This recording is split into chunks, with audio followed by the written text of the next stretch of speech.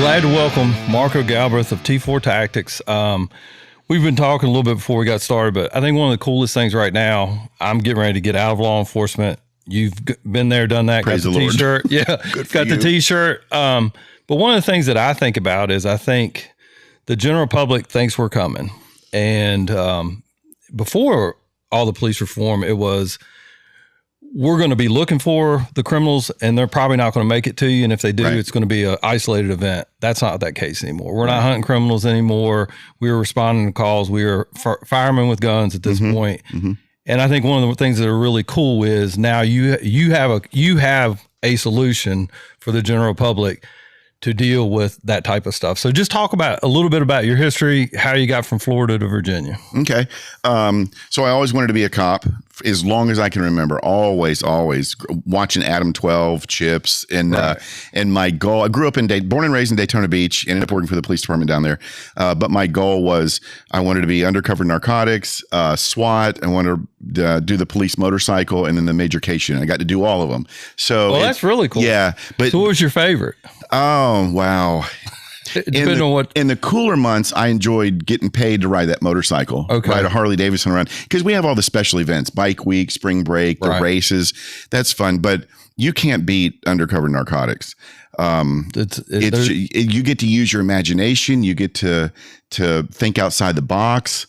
And it's just just complete adrenaline dump. Because that was probably my most favorite. And the monkey suit's not comfortable. No. The gun belt, the bulletproof vest, and I think what people don't realize about narcotics is instead of sitting there and waiting for something to happen, you're actually going out and finding it, and using your investigative skills, imagination, creativity. But one of the bad parts is you see the worst of the worst. I mean, people below rock bottom. And that's, you look at people and say, that's somebody's daughter or that's somebody's son. And so that can get tough. Right. Worked a lot of homicides and I look back and I think some of the people I saw that were just strung out on drugs was more hurtful than working a homicide. So what do you think about the people that you saw made it the most difficult? It's just like being able to relate and go, how can a human being go from this to that, or how? I think they start partying and they get hooked on something and they have that addictive mindset. They don't have a support. A lot of it, you look back and a lot of it comes from parenting. We go to the hospital where there's been an OD and the parents show up and you say, well, there's the problem right there. Makes sense. They were never taught. Right. From what I saw, a lot of it goes back to parenting, and just addictive personalities. So how many years were you in Florida at Daytona? 22 years with the police department. And so we had a really good pension, 20 and out. And so I did it's a lot like Roanoke. Yeah. It was a private pension and 20 and out. Awesome. It was really set up. So I did 2 extra years and it gets to the point where you're making the same amount of money working as if you were collecting that pension. Yeah. And you're sitting there going, it's not. And I'm riding a motorcycle. My last 6 years, I was in charge of the sergeant of the motorcycle unit. And I thought, why am I on a motorcycle when I can get out of here? You can push it, Oh yeah. You've done some crazy stuff and you push it and you get injured and you're thinking, then I don't want to be thinking, well, why didn't I get out when I could? Right. While I was still healthy and could enjoy my time. Yeah. So you retire and how do you end up in Virginia? I always wanted the mountains and the seasons and stuff like that. So my wife's from Philadelphia. I'm not going up there. That's too far north. She didn't want to go up there either. So we just picked a halfway point. Okay. But I'm 4th generation Daytona. We looked at Smith Mountain Lake area. We looked at North Carolina and Virginia, but we really enjoyed going to the lake. And people say, well, why'd you move away from the ocean? Well, when you're there 42 years, it's like people up here saying, well, I'll never move away from the mountains. You do. You want a change of pace. I grew up surfing. I mean, my whole life surfing on the beach, spent a lot of time at the beach. Right. I want the mountains and I want to see some snow and seasons. Yeah. Well, maybe we'll get some this year. Yeah. We got a little bit. I mean, then we'll be complaining about it. You'll be like, wait. Right. Changed my mind. Yeah, I was teasing. Send me back to Florida. Yeah. So if we have a bad winter, it's your fault. That's right. It's going to be my fault for saying it today. So you're going to teach a course on how to drive in snow? No. I can do soft sand, but yeah. Very similar. Yeah. So you do your 22 years, you start T4 Tactics when you get here? Yep. Okay. Moved up here. I was delivering for Reed's Saw and Tool for a while. I tried that. Okay. Great place to work, great company, great guys and girls that work there. But it didn't challenge me. Okay. I need that adrenaline rush. And it wasn't my comfort zone. Okay. So I started teaching firearm safety classes and then T4 Tactics. Then that evolved into active shooter and situational awareness, because that's my comfort zone. You know, I kind of started thinking, why was I trained in all this stuff? Why do I have this experience and I'm delivering saw blades? Right. So that just wasn't my niche. Right. Yeah. So I think one of the things that, because I watched a short video that you did on situational awareness, and I think just to be forthcoming, I think with the police reform, you have all these unintended consequences. Yeah. And one of the unintended consequences are the general public is going to find themselves in a situation where they better have some kind of understanding or training to deal with a violent incident. And I think it's kind of, I don't want to say it's funny, but like when I watch people talk about like, oh my gosh, that police officer was really violent. Yeah. You rarely see all the things that led up to that event. What you see is you see that him getting a couple shots in to get the person in under control. Yes. And I'm not saying that there aren't officers that will get a couple of extra shots in, but for the most part, what I found in law enforcement is you have a very violent person, and the quicker you can get into custody, the safer it is for them and the safer it is for everybody around them. But what I really liked about your situational awareness course is don't be in a violent encounter. Yeah. So talk about that. The best way to win a fight is not being one in the first place. Right. It's okay to walk away. It's okay to, if I can, and I teach in the concealed carry classes, if I'm getting robbed and yeah, I'm justified to use my gun, but I can get out that way, I'm going that way. Right. You know, the last thing you want to do is shoot somebody. Yeah. But we also had to have that mindset. Don't put me in a corner. Don't back me in a corner, because I'll go home and you won't. But the biggest thing I think is people, our environment is always transmitting to us. People are transmitting to us, but some people don't read that. They look right at it because we get a normalcy bias that, well, I've never been attacked, in Lynchburg before. Right. So it'll never happen. We don't have this in Lynchburg, or we don't have this in Bedford or Amherst, so it'll never happen. And so we tend to get into that soft, fuzzy blanket that nothing's going to happen. We were talking off air, when that girl we had her throat slashed on that train in Charlotte. I got really busy. Right. And then it died down. Then Charlie Kirk got assassinated. Really busy.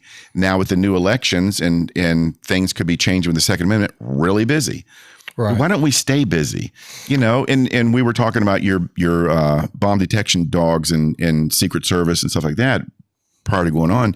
And 24/7, the Secret Service and the Executive Protection Detail for the president will do all they can do to protect the president. Why don't we do that every single day? And our family. Yeah, every single day. Why don't we do everything we can do to protect? We don't have the resources of a bomb dog and bulletproof vehicles, and we don't have that, but we need to make sure we're doing everything we can possibly do every single day to protect ourselves. I think it's interesting because we were talking, you said being on a SWAT team, special response team and things like that. And I think everybody thinks tactics and they think, okay, it's all the cool guns, all the cool gear and everything else.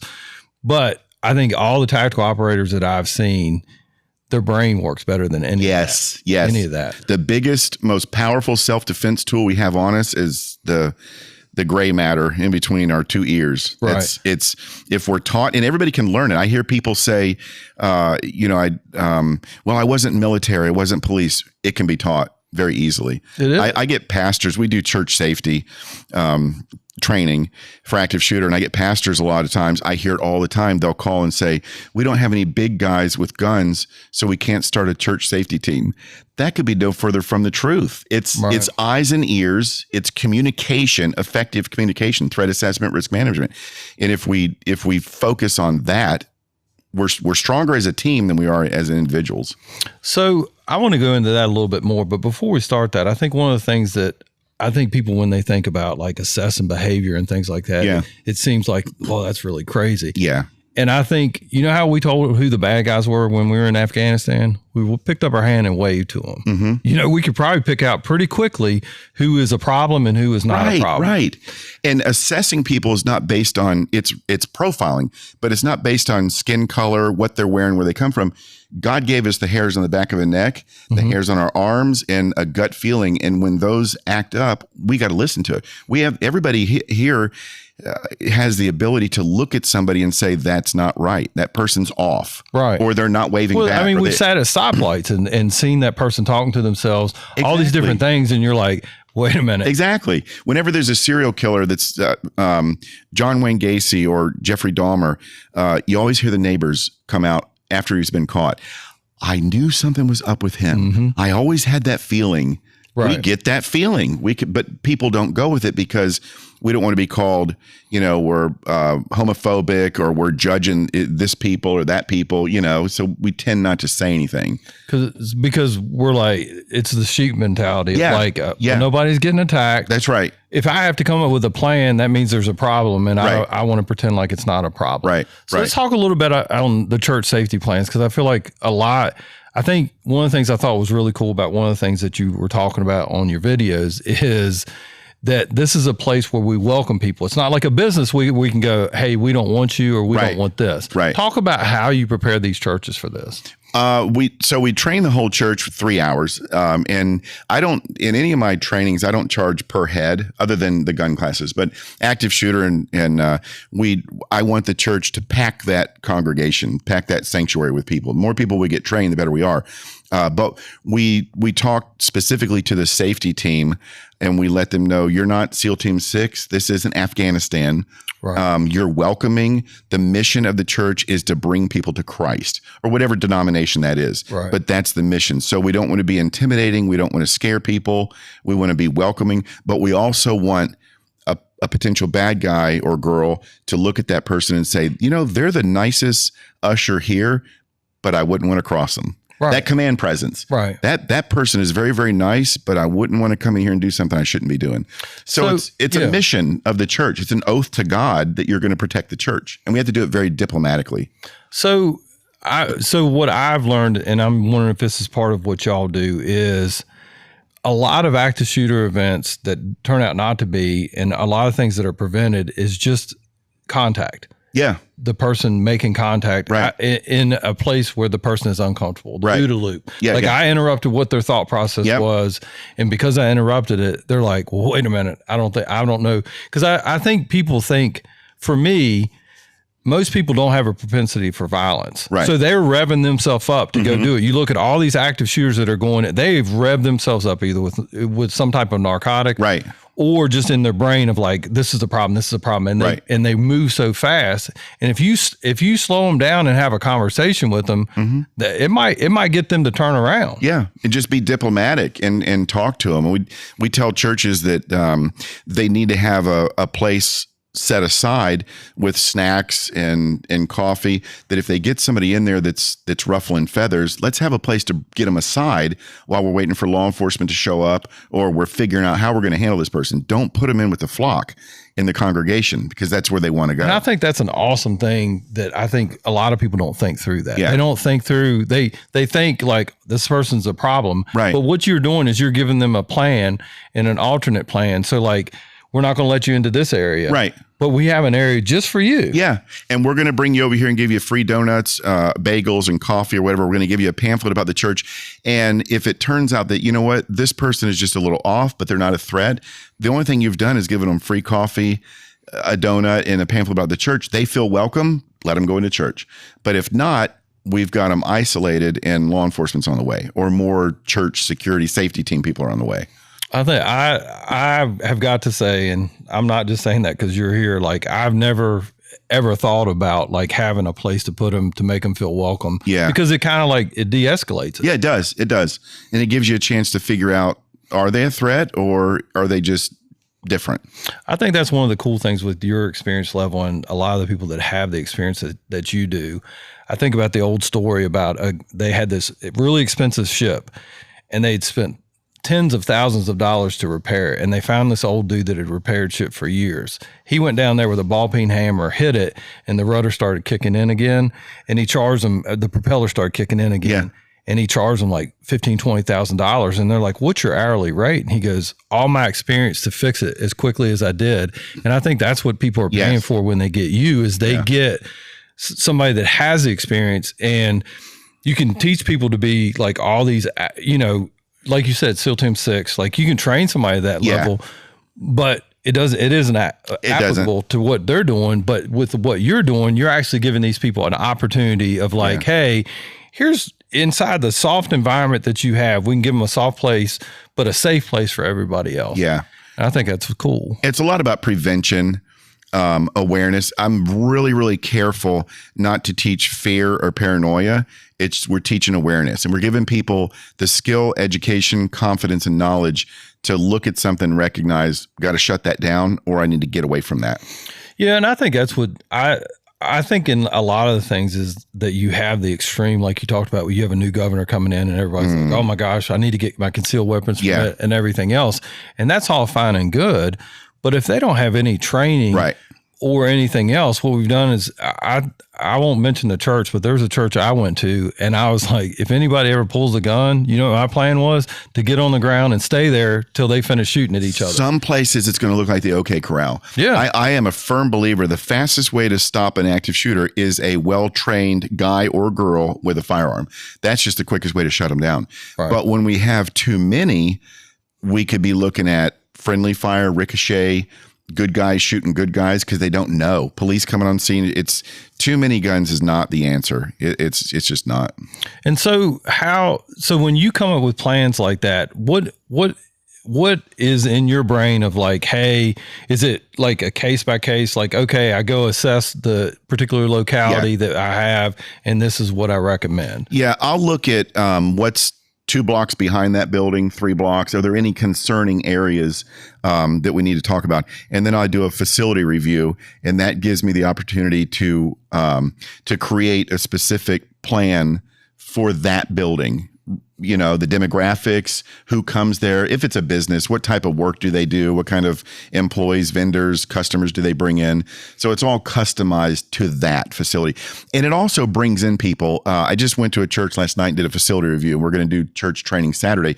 But when I'm talking to the congregation and I say, you know how when you go down the stairs and you turn left and the children's church is right there, it clicks with people. Okay, he's seen this, and I know where he's talking about, and that brings them in. We want to bring people in. A lot of people are scared to death about active shooter training. You know, I don't want to hear this. So we got to soften it up. I don't want to sugarcoat it, but I don't exaggerate it. So I think that for me, what I hear is voices? Voices.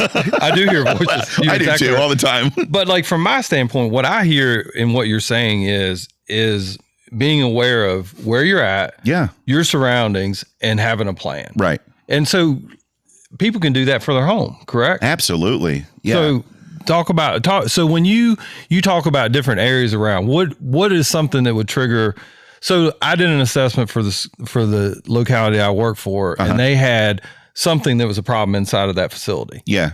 Something that is a magnet to people that would possibly be a violent encounter. Yeah. So what are things that you look at that you're like, hey, this is a potential issue for you, or this is not going to be an issue? So I want the building to be secure to where people look at it and say, okay, they've got security. But we don't want any building looking like a prison, right? You know, especially a church. And so we want the building to keep the bad guy out if we need to. We want it to work for us in the event of an attack and not against us. Right. So we need areas of refuge. People don't think about that. Right. We need locking doors on heavy doors, no glass. And again, it can be designed so it's soft and welcoming. But we're looking at things like that. One of the biggest problems I see on businesses is they have the double doors where you open them. And this last shooting, I think it was in Memphis, I'm not sure, but they put a 2x4 through that door. Now so that cut down an exit. You're not coming out of there. So it's just little things that we can do to the building to get it to work for us and not against us. So when you say, though, when you assess 3 or 4 blocks back, what are you looking for 3 or 4 blocks back that's like, okay, this is this is something that could cause you a problem. If that's a good question. If it's, let's say it's a housing project and that has a high crime rate, shootings, drugs, then we'll go look at that building. Is there a path that cuts through, because people are cutting through coming to our property to go to the convenience store next door? Right. Can something possibly spill over from there into our property? Is there a gas station, 2 doors down that brings in a lot of drug use? Okay. So that's what we're looking at is, and I think what's really cool about that is by doing it that way, you also give them the ability when you train them of like, hey, your first response when you have somebody going past, right, that might not be a shooter. They might be going to the convenience store. Yeah. And so like you're collecting all the information so they can come up with a complete plan. Could be something innocent. But what we're doing is teaching them, if somebody comes from that complex that has high crime, you need to at least be watching them. Right. And like you said, it could be completely innocent, or it could be somebody looking for criminal opportunity. And I don't know. I think a lot of times people want to, and this is my biggest complaint about law enforcement. Mm-hmm. I do active shooter training all the time. We are willing to invest all this time and effort to respond. Yeah. No money on prevention, or at least identifying problems. And when you hear of an active shooter attack in the news, they bring in these FBI agents.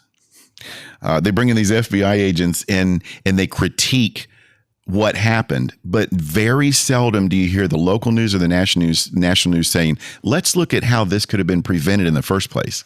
Most active shooter attacks and violent attacks are preventable. I've gone to 17 different locations of some of the worst attacks we've had, and I've interviewed 91 people. And at one time in those interviews, I'll take them to breakfast, lunch, dinner, coffee. That's where I get my information. But I'm sitting here thinking, that could have been prevented by what you just told me. They ignored the warning signs. And then another thing they all say is, I never thought it would happen here. It happens at this church. It happens there. It happens at this business. Never thought it would happen at our location. Every single one of those people, 91 people, they said that in common right across the board. So without going into a lot of detail, talk about what it's like to talk to somebody that survives a violent encounter, and you're sitting there going, like, your guts like tore up because you're like, man, like one extra step would have prevented all of this. A lot of it is healing. A lot of the people, when I call them, and they're victims, witnesses, survivors, law enforcement, that's who I'm talking to. And of course, the law enforcement can just rattle it out. They're not as emotional, but the victims and survivors and witnesses get very emotional, but it's a part of healing, being able to talk about it. Yeah. I don't know. We had a wonderful lady here whose husband was killed in front of her. Mm-hmm. And she talked about that, and like her ability to just talk about him and who he was and everything else. It did seem like it gave her an outlet to say, like, everybody has thought of my husband as this is who he was to me. Right. It's a side note, but like, I think that's the thing that's most gut wrenching for me, and it has to be for you, or what you do is talking to them and going, that's preventable. And they're very, very descriptive, when they say, I saw this and I saw that. And sometimes I get angry. Being law enforcement, I get angry. Why couldn't I have been there? Like Sutherland Springs Baptist Church, 26 people killed. And I have a specific video on that I put together with pictures of the church right after it happened, the memorial wall. And sometimes when I watch that, my emotions are sad. I'll get teared up because 26 people, there were infants, there were people of all ages that he just leveled that rifle off to.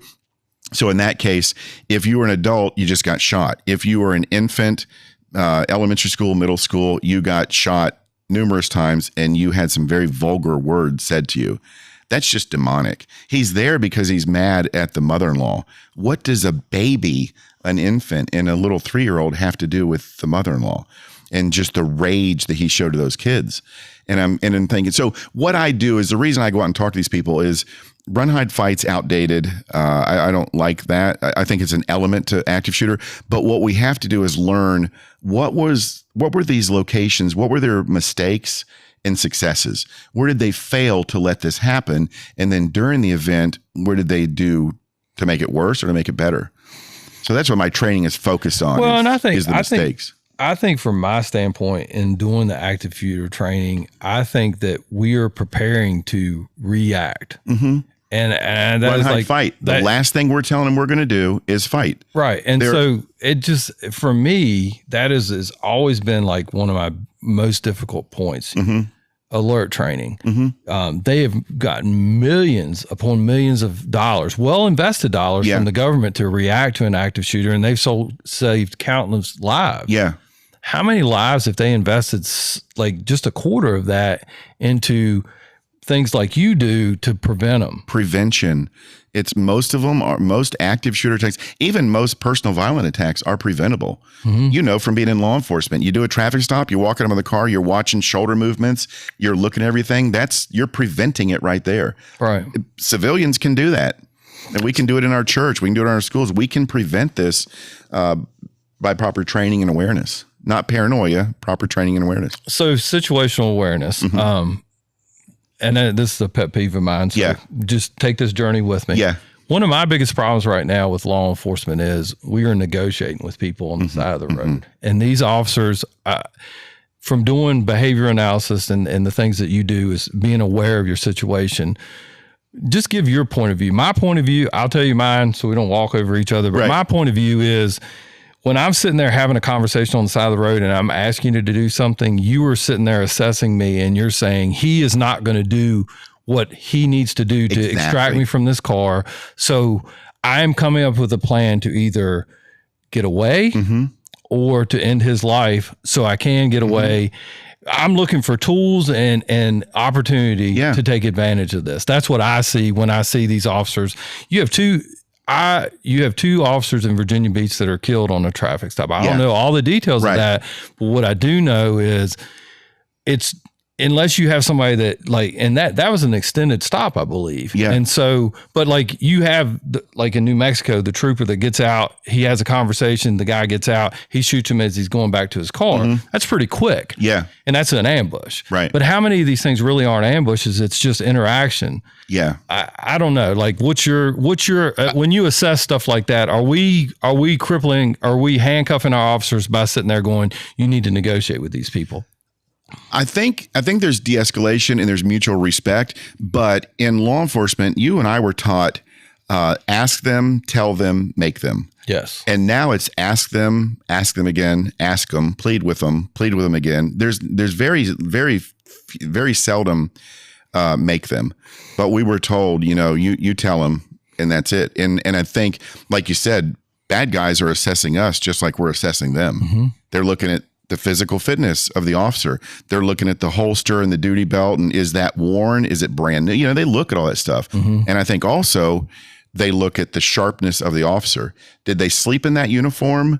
Mm-hmm. Are they groomed well? I think that has a lot to do with it. The grooming, law enforcement grooming has gone downhill. Oh. When I was in narcotics and in the major case unit, we grew beards. My pet peeve is a beard in uniform. I'm old school.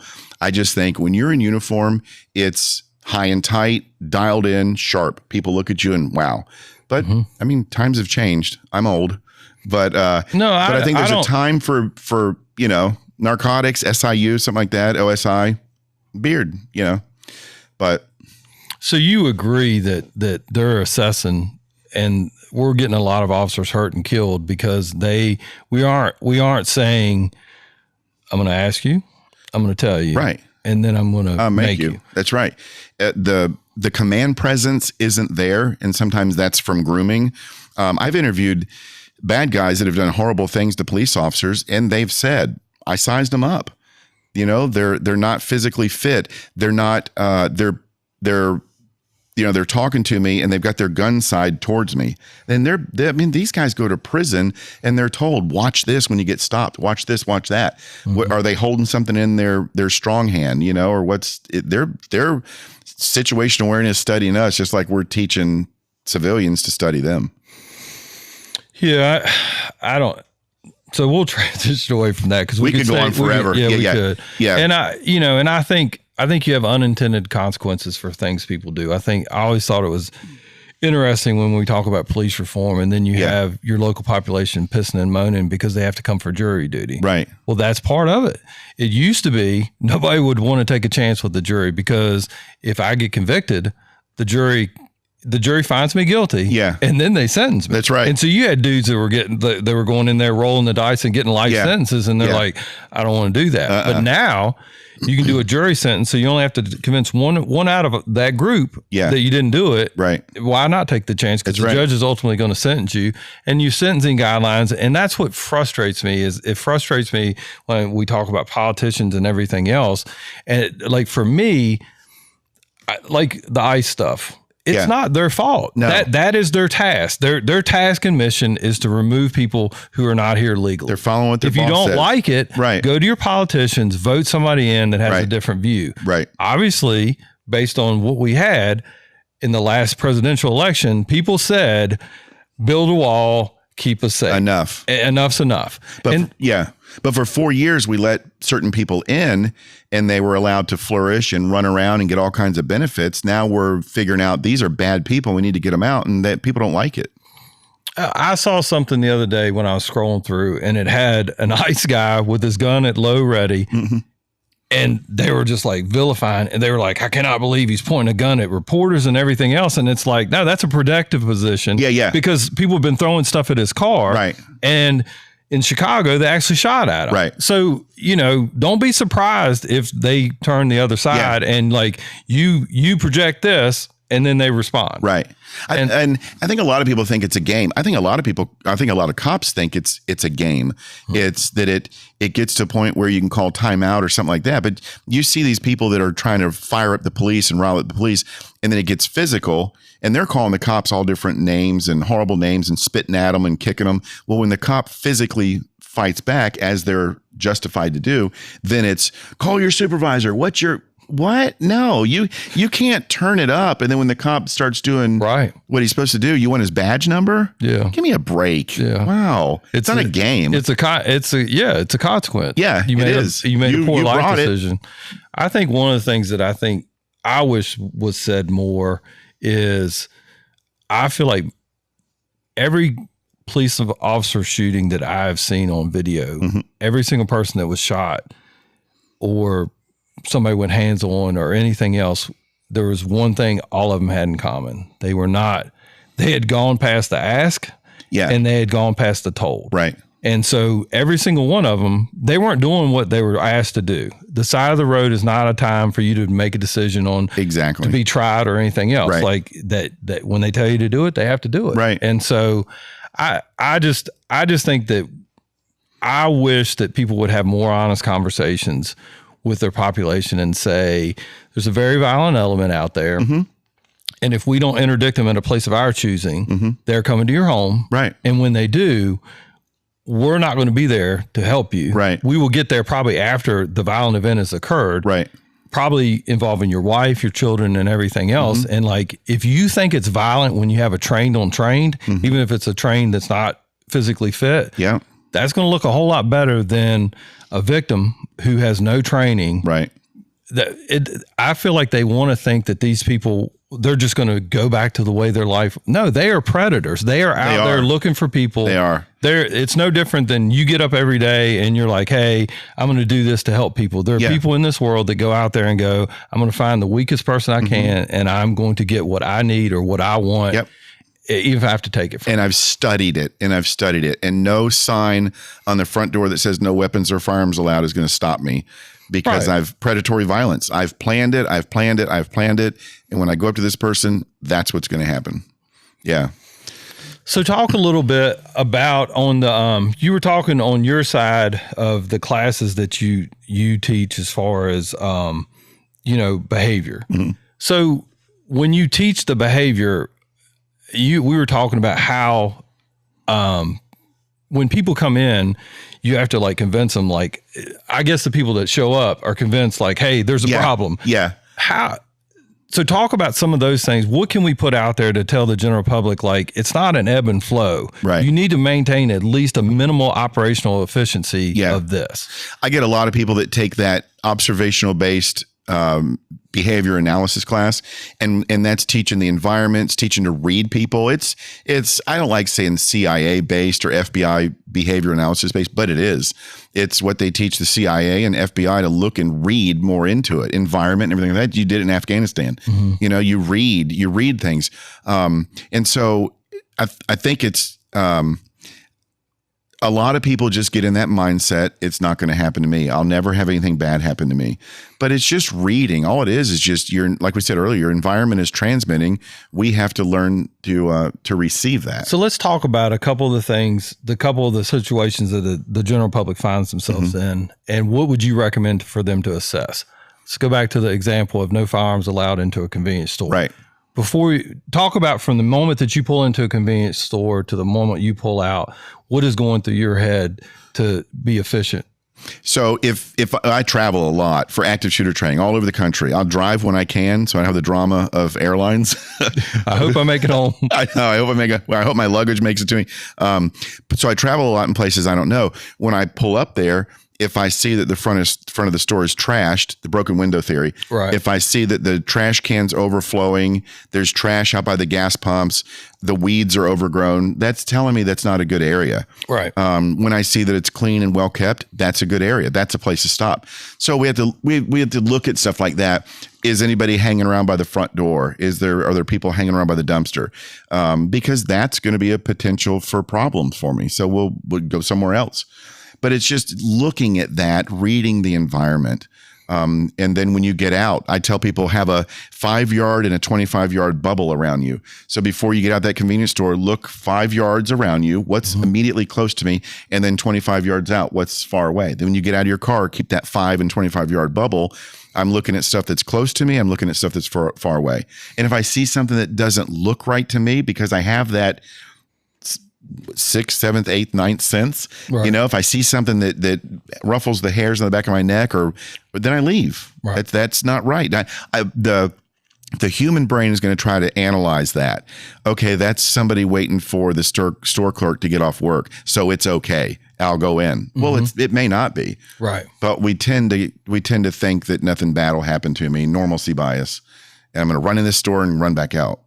And that's we got to read things. That's when it gets bad. Yeah. But so one of the things that I think about is interdiction work. And one of the things that I think people do. A lot of fun. Yes. Yeah. But I think one of the things that people do is I think people think that we're out there going, I really want to stop that because it has this, this, and this. No, what I'm looking at is there's a family going to this. There's this person doing, and it's different. What you're observing going past you is depending on what time of day it is. Right. If you're at 4 or 5 o'clock, you're seeing people going home from work. Right. You know, and so I'm like, work. Right. And then I have the dude that slides almost trying to get underneath the side of the window. I'm like, that's a problem. The one we used to work I-95 interdiction, and the speed limit was 70 miles an hour. The one that 3 o'clock in the morning is doing 70, both hands on the steering wheel, looking straight ahead like that. They got drugs. They're running from Miami and back. That's the one. Right. And that's just reading it. You know? And they could have been green. Absolutely. And it would have made a bit of difference. Yeah. Judging on skin color will throw you off base or get you jammed up. But it's things like that. It has nothing to do with the car. Right at the speed limit. Nothing to do with the car. Nothing. No. It's all behavior based. Yep. And it's that gut feeling. There's a lot of great cops out there that work off gut feeling. And it's right. We have that gift. Yeah. Well, let's go back to, and this is for me, it's one of the things, because I think we have RAD, we have rape aggression, and that all that training, but that isn't prevention. Right. So college girl, she is going from, let's say she decides to go to a basketball game. What could you tell a young lady that's going to a basketball game, 7 o'clock start, it's going to be dark when she gets out, she has to get to her car. What's the best plan that she could come up with to not be a victim of crime? That's a good question. Google is a wealth of information. So she can look at that stadium. If she's going to go to that stadium or whatever venue, look at that stadium and see what kind of crimes have been reported there. You can go on UCR.gov, FBI.gov. You look at uniform crime reports. You can see what kind of crimes go on in that town or city. But you can ask around. You can, Google Earth it and look at the satellite map, what's behind it, what kind of area is it in.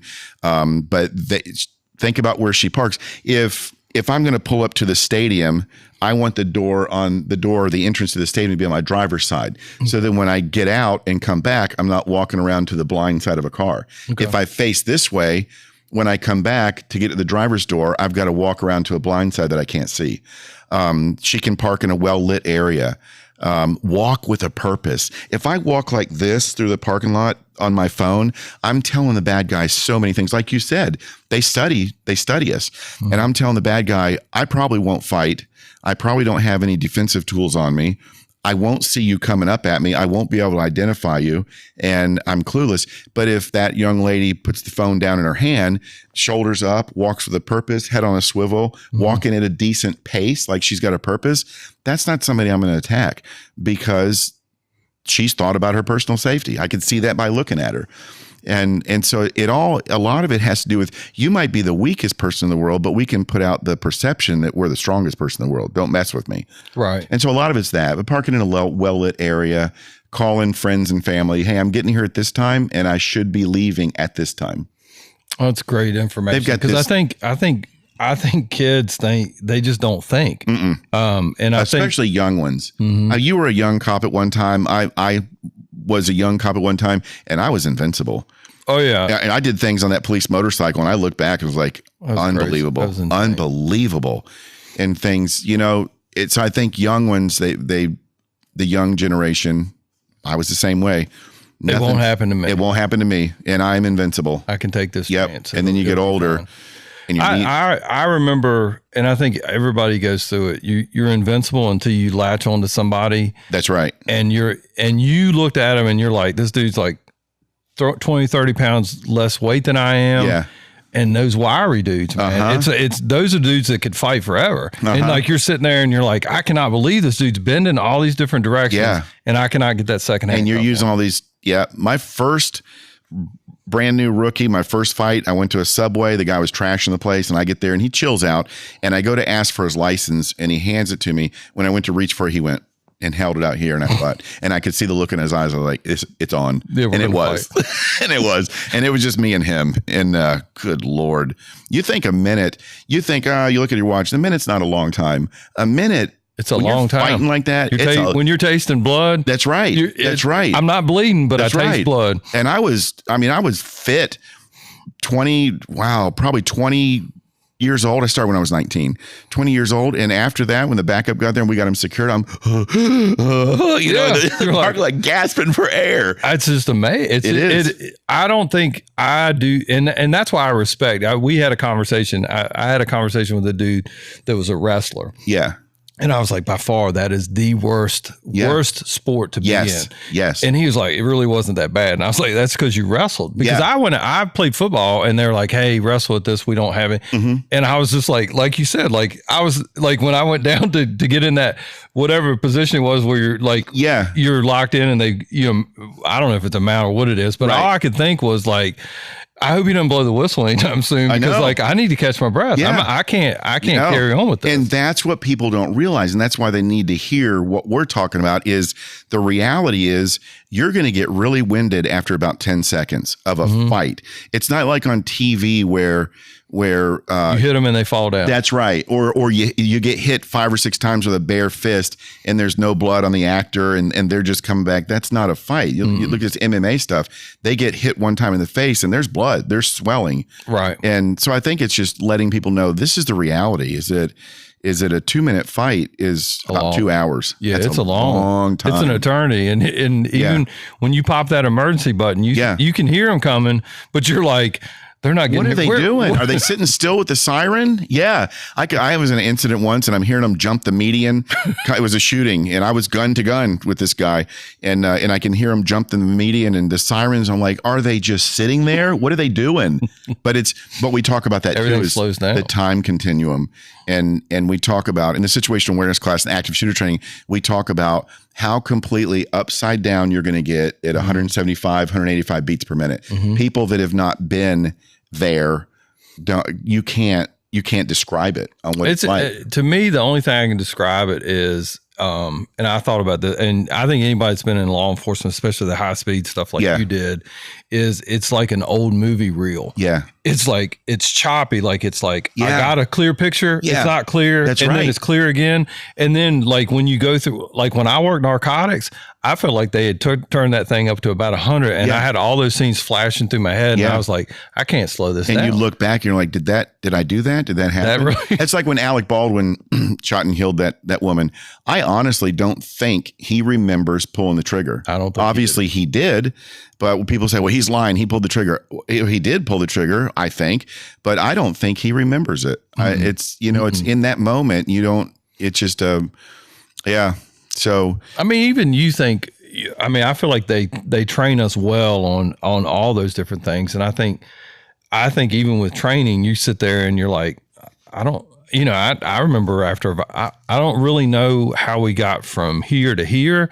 It had to have been something bad. Right. But like, I just remember it being like, we're finishing up. Yeah. And I don't know how we went from, we'll tell you stories, but like, I know some of the fights that I was in, I was just like, I was rolling around, and then the next minute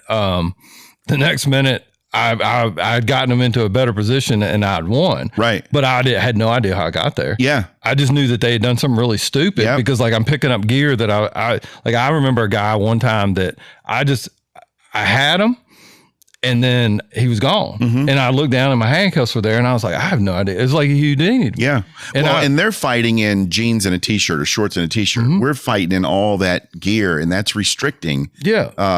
I wore motorcycle boots, on the bike, and you can't run in those things. No, you can't.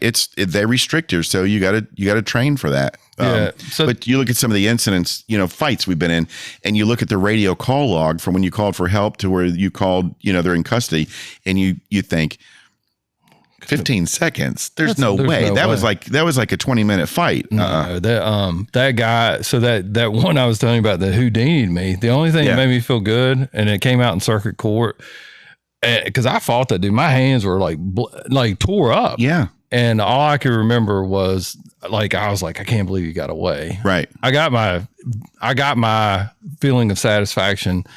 He went to circuit court, and his girlfriend testified. She's like, it looked like he was in a car wreck. And I was like, well, I guess I did something. I guess I did something right. Even if I didn't get him into custody, like, I guess I did at least, like, my hand. Right. My hand paid the price. Like, I always laugh with my kids. Like, I only have like one good knuckle left. Yeah. Like, all the rest of them are gone. Right. And I don't think people understand like how, and I think from my standpoint, like one of the things that I think is missing in law enforcement is the legacy these dudes gave us, like the ones before us. Right. Like they fought a whole lot more than we did. Oh yeah. And with a baton. Yes. No taser, no stun gun, no pepper spray. It was either fist, baton. Yeah. But they established order. Right. And I think that's what scares me about where we're at right now is most of the dudes that knew how to restore order are gone, or they're to the point in their career that they're like, I'm not taking that chance. Yeah. It's not worth it. Yeah. I think that's scary, especially when you look at like we were talking about before, like these people that have come over into this country who, I think the last estimate I heard, there's like 1,300 well-trained Al-Qaeda, ISIS fighters. And I think about how things get jammed up right now with like one or two, like one active shooter will shut down a campus or just the threat of something. Oh, yeah. But now you've got somebody that's highly trained. And what are we going to do in law enforcement? We're going to go out there. We're going to be like, okay, it's a barricade. No, he's preparing for the end battle. We better be better than they are. And we're not. As civilians and as law enforcement, we have to be better than they are. And they are very well trained. They're well equipped. Just like the Halloween, the FBI foiled major attacks that were going to be on large venues this past Halloween. It was in the news for one day, and that went away. It went away fast because it was ISIS, and it went away fast. The media squashed it. Media squash. That's pretty cool. Squash. Yeah. We can make a little advertisement. Yeah. Squash. Yeah. Squash. The media squash. But they did. They just got rid of it. And we need to know that. It should have been in the media a little bit more, but we need to know that because we've got a lot of large venue events coming up.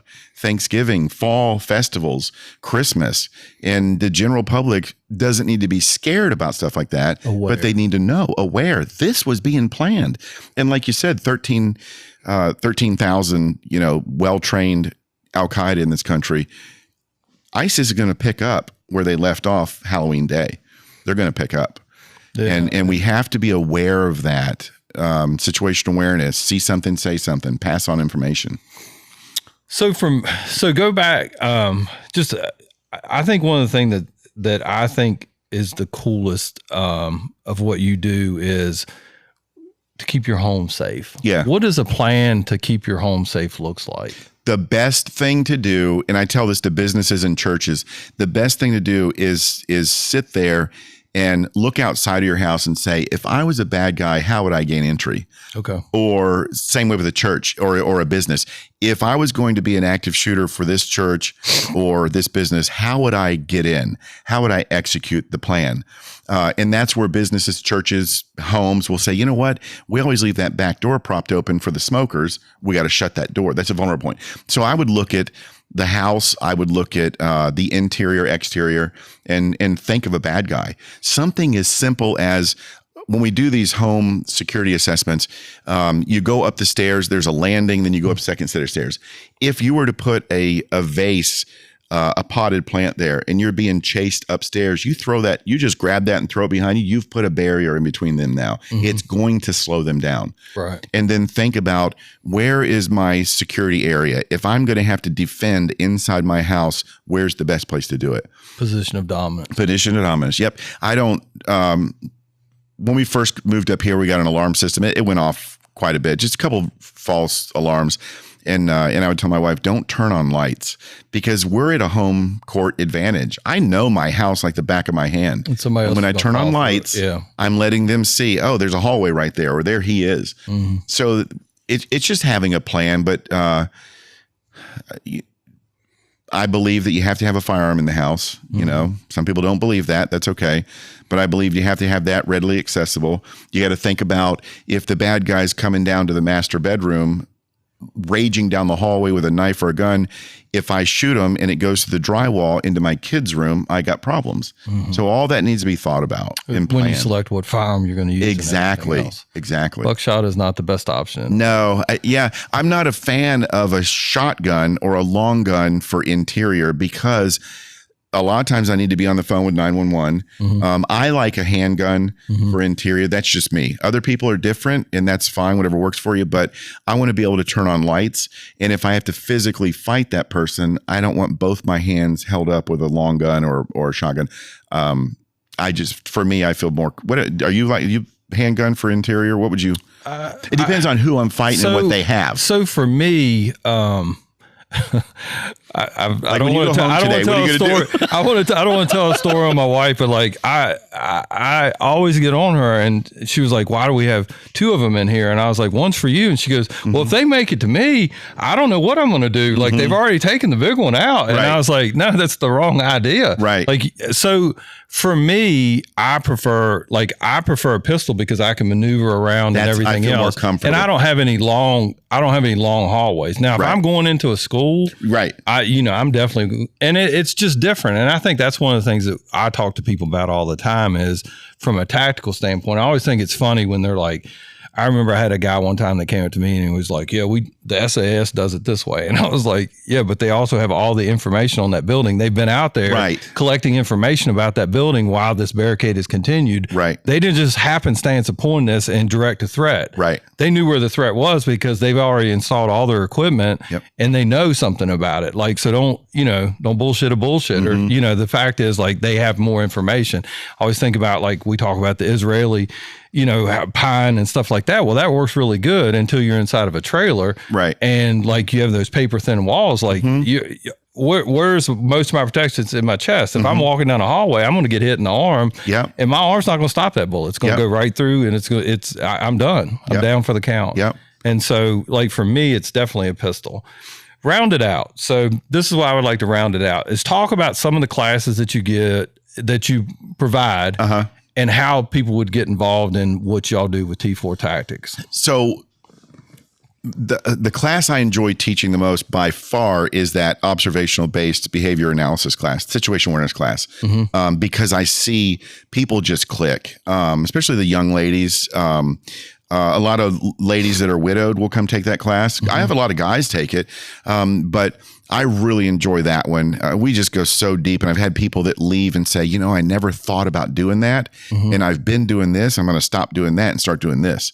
And then we do the concealed permit. We do the Utah non-resident multi-state. Talk about that a little bit, because I think that's an interesting point, because I think a lot of people get their permit and they don't understand, like there's a different dimension. Yeah.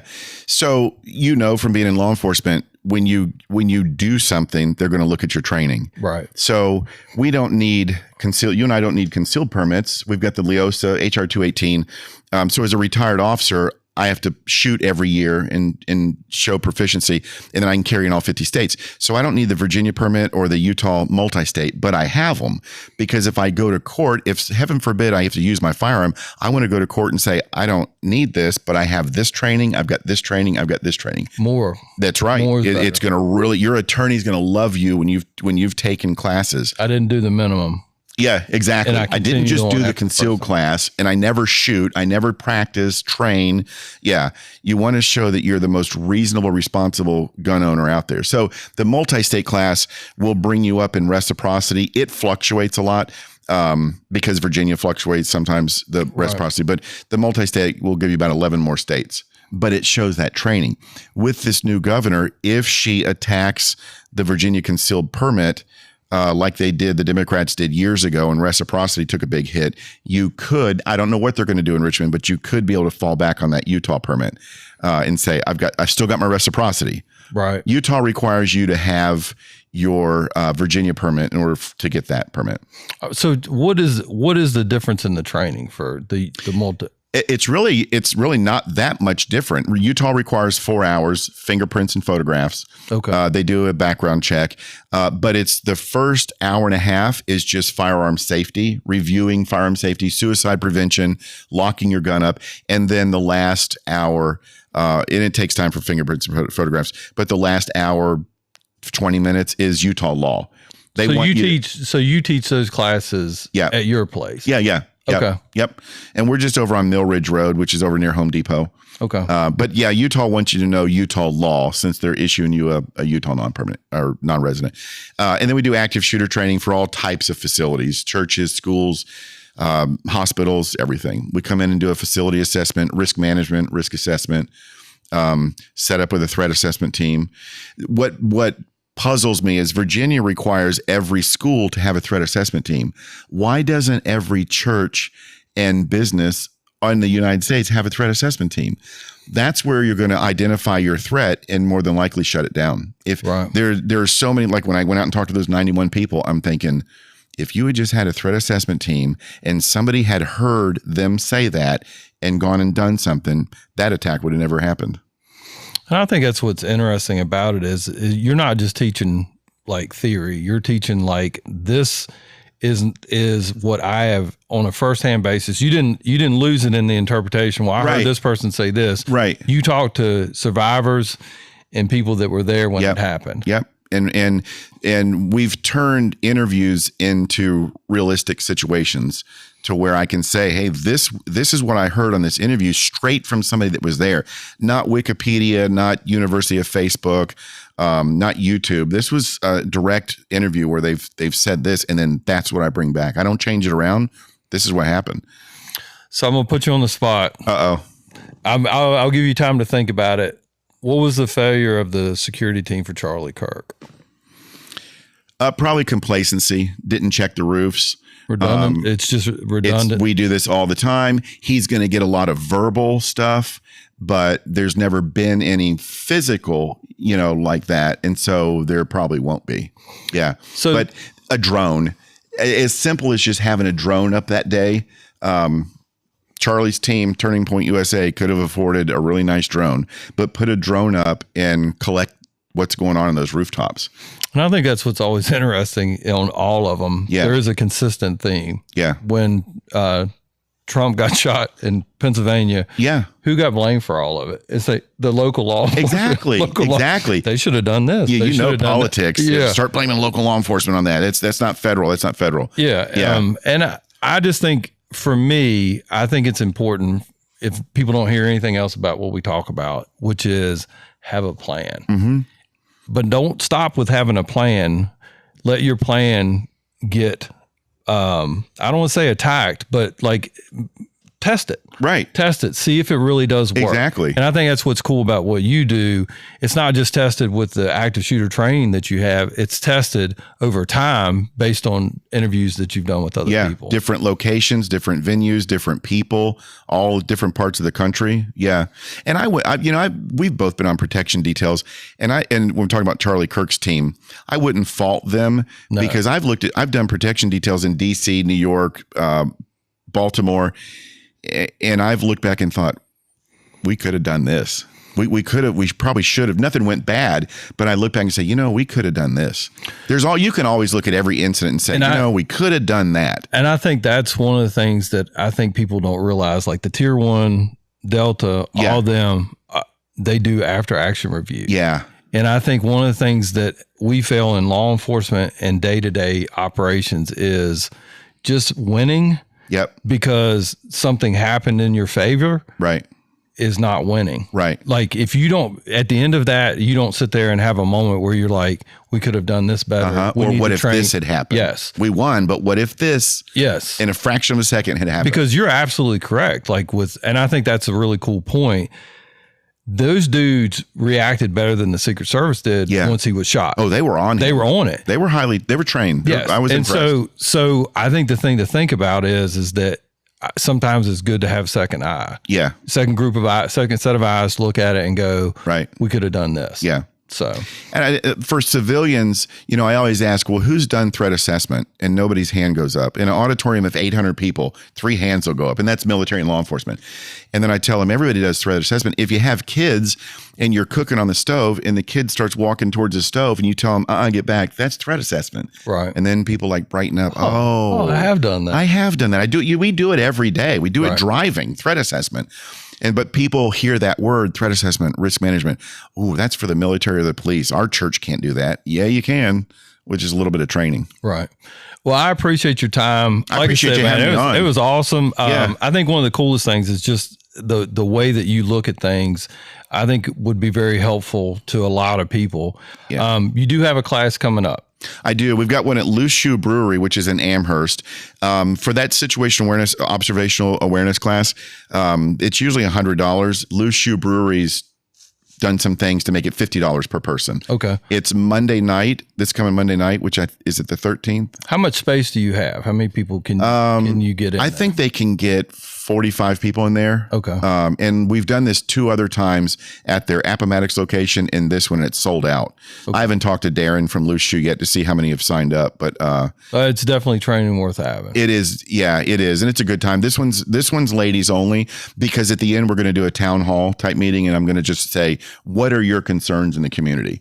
What scares you? Right. What at home, at your private gym that you go to, or your shopping mall, what are your concerns? So we'll open it up. So here's the question: since it's a brewery, is it 21 and above or no? No, it's kid friendly. I think we put it at 15 and up with a parent. I do show some graphic videos, and the reason I don't show graphic videos in my classes or active shooter, but in this particular class, situational awareness, we have to let people know, you and I know people can be horrible, just completely violent, ruthless. Right. So we have to show a couple videos to show how absolutely cold-hearted and ruthless and demonic people can be. Right. We got to understand our attacker, right, and know what type of violence are they working under. Is it social aggression or asocial aggression? Because the two are hugely different. So it's the 17th from what time? 6? It's I can't believe I don't know the date. It is this Monday. I don't even know what today is. I think it is. Well, what's today? we're looking it up. But we've got people for that. Yeah. 13th. Thank you. Yeah. Our backstage people told us 13th. All right. So it's the 13th. It's the 13th. It's 6 p.m. 6. And you register through them. So for my classes, you go to the T4 Tactics website, register on the website. But for this, you register and pay at Lushu. Okay. Yeah. All right. Sounds good. Well, I'm sure you'll have a full house. I think we will. Yeah, we usually do. And we get some good conversations, and that's the best class. I love teaching it because I see the faces light up. Well, I think you can look at it and go, I possibly prevented one of these people or numerous people. I do get a lot of phone calls from people, especially businesses and churches. We've set up the threat assessment team, and I'll get calls. Listen to what our threat assessment team just caught. I went to San Francisco last year. October was last year. Make a long story short, big construction company. Well, they're working on a school that's in session. And 2 days after the training, because of what they learned, they stopped a guy going in with a backpack, a fake gun, a fake bomb, pepper spray, zip ties, and handcuffs. They from that training, they looked at him, called law enforcement. He ended up fighting law enforcement, run in. They called the helicopter. He was a bad guy. But that construction company, abducting somebody, probably. Yeah. It worked. The training works. Awesome. Yeah. So, well, thank you very much for coming on. It's been enjoyable. I like reminiscing about police work and stuff like that. It's always, and it's good to be out. Thank goodness I'm out. I only got a couple months. That's right. You do? Yes, sir. Yeah. So, good for you. Well, I appreciate your time. Yeah. Thanks for having me on.